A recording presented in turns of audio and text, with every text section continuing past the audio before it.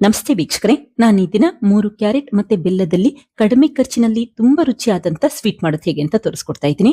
ಹೀಗಿದ್ರು ರಾಖಿ ಹಬ್ಬ ಶುರುವಾಗ್ತಾ ಇದೆ. ಹೊರಗಡೆಯಿಂದ ಜಾಸ್ತಿ ದುಡ್ಡು ಕೊಟ್ಟು ದುಬಾರಿ ಬೆಲೆಯ ಸ್ವೀಟ್ ತರಿಸೋದಕ್ಕಿಂತ ಮನೆಯಲ್ಲೇ ಆರೋಗ್ಯಕರವಾಗಿ ಅದು ಕೂಡ ಕಡಿಮೆ ಖರ್ಚಿನಲ್ಲಿ ಸ್ವೀಟ್ ಮಾಡಿ ನೋಡಿ.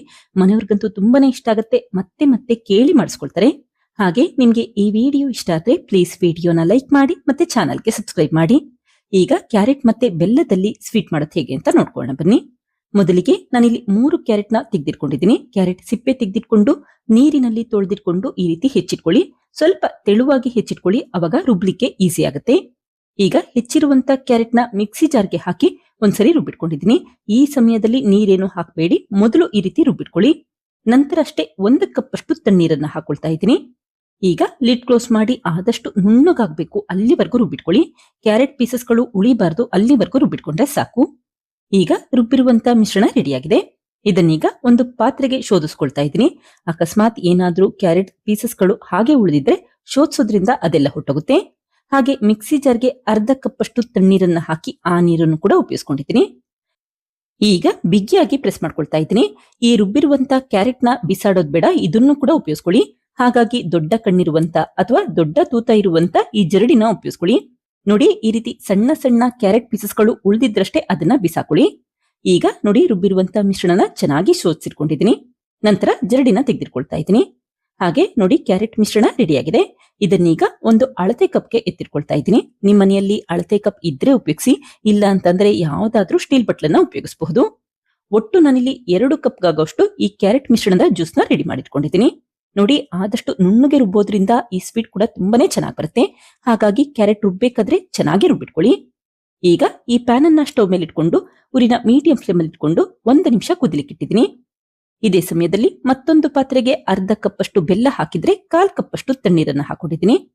ಈಗ ಬೆಲ್ಲ ನೀರಿನಲ್ಲಿ ಕರಗಬೇಕು, ಅಲ್ಲಿವರೆಗೂ ಮಿಕ್ಸ್ ಮಾಡಿಟ್ಕೊಳ್ಳಿ. ಈ ರೀತಿ ಬೆಲ್ಲ ನೀರಿನಲ್ಲಿ ಕರಗಿದ್ರೆ ಸಾಕು, ತಕ್ಷಣನೇ ಸ್ಟವ್ ಆಫ್ ಮಾಡ್ಕೊಳ್ಳಿ. ಹಾಗೆ ಈ ಬೆಲ್ಲದ ನೀರನ್ನ ಈ ರೀತಿ ಅಳತೆ ಕಪ್ಗೆ ಎತ್ತಿಟ್ಕೊಳ್ತಾ ಇದ್ದೀನಿ. ಒಟ್ಟು ನಾನಿಲ್ಲಿ 3/4 ಕಪ್ ಅಷ್ಟು ಬೆಲ್ಲದ ನೀರನ್ನ ಉಪಯೋಗಿಸ್ಕೊಂಡಿದ್ದೀನಿ. ಈಗ ನೋಡಿ, ಕ್ಯಾರೆಟ್ ಮಿಶ್ರಣ ಕೂಡ ಕುದಿಲಿಕ್ಕೆ ಶುರುವಾಗ್ತಾ ಇದೆ. ಇದೇ ಸಮಯದಲ್ಲಿ ಬೆಲ್ಲದ ನೀರನ್ನು ಕೂಡ ಹಾಕೊಳ್ತಾ ಇದ್ದೀನಿ.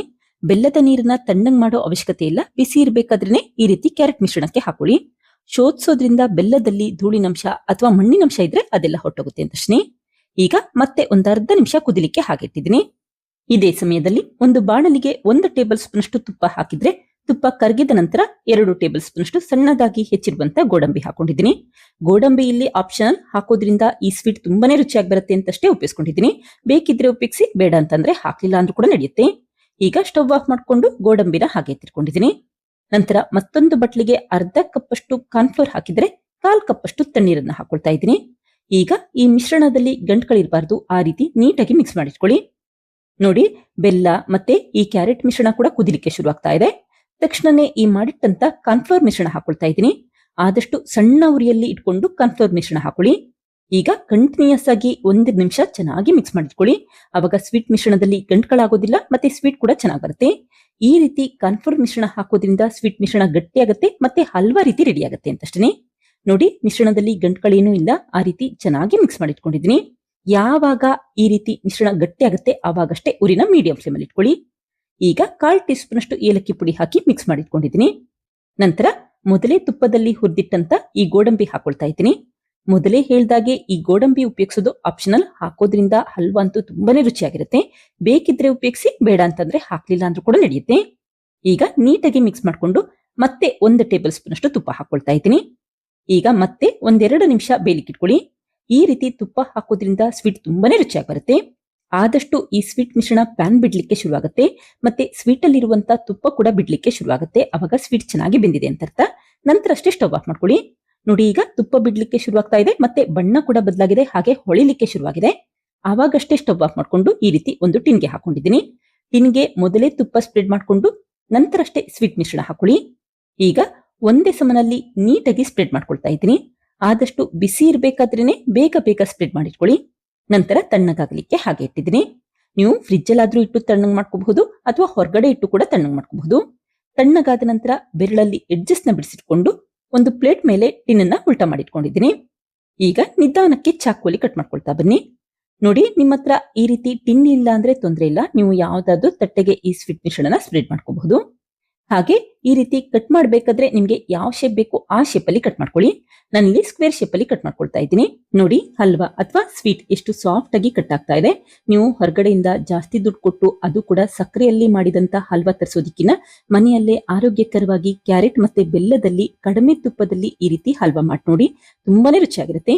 ಹೇಗಿದ್ರು ರಾಖಿ ಹಬ್ಬ ಬರ್ತಾ ಇದೆ. ಮನೆಯಲ್ಲೇ ಈ ರೀತಿ ಸ್ವೀಟ್ ಮಾಡೋದ್ರಿಂದ ಕಡಿಮೆ ಖರ್ಚು ಕೂಡ ಆಗುತ್ತೆ. ನೀವು ಕೂಡ ಒಮ್ಮೆ ಟ್ರೈ ಮಾಡಿ ನೋಡಿ, ಖಂಡಿತ ಮತ್ತೆ ಮಾಡ್ತೀರಾ. ಈಗ ಒಂದು ಸ್ವೀಟ್ ನ ಕಟ್ ಮಾಡಿ ತೋರಿಸ್ತೀನಿ ನೋಡಿ. ಸ್ವೀಟ್ ಯಾವ ರೀತಿ ಸಾಫ್ಟ್ ಆಗಿ ಕಟ್ ಆಗುತ್ತೆ ಅಂತ ಗೊತ್ತಾಗುತ್ತೆ. ನೋಡಿದ್ರಲ್ಲ ಫ್ರೆಂಡ್ಸ್, ಎಷ್ಟು ಸುಲಭವಾಗಿ ರಾಖಿ ಹಬ್ಬದ ವಿಶೇಷವಾಗಿ ಕ್ಯಾರೆಟ್ ಮತ್ತೆ ಬೆಲ್ಲದಲ್ಲಿ ಆರೋಗ್ಯಕರವಾದಂತ ಸ್ವೀಟ್ ಯಾವ ರೀತಿ ಮಾಡಿದೆ ಅಂತ ಗೊತ್ತಾಯ್ತಲ್ವಾ. ನೀವು ಕೂಡ ಟ್ರೈ ಮಾಡಿ ನೋಡಿ, ಖಂಡಿತ ಮತ್ತೆ ಮಾಡ್ತೀರಾ. Thank you. ಲೈಕ್ ಮಾಡಿ ಮತ್ತೆ ಸಬ್ಸ್ಕ್ರೈಬ್ ಮಾಡಿ.